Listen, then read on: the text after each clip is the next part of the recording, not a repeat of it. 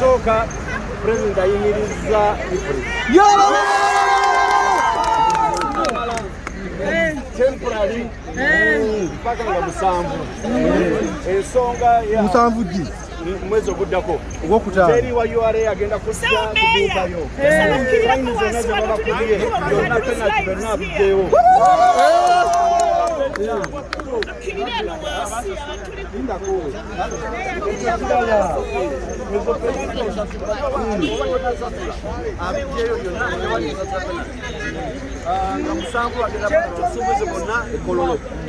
So that is for now.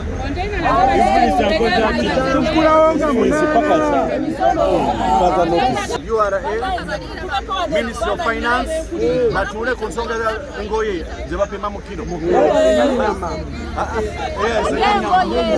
So nsonga eyo nga abire munya. Musambu pena Buli musubuzi kungera ngako tuwere uyite abekululira nkyalo nsonga ayimiriza buli kimu kyewali URA agenda kujja buli kimu wali abomu n'abagobi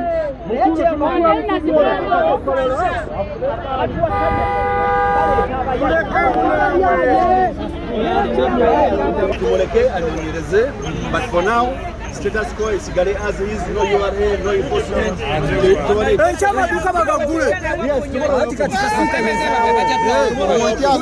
katika president was tukola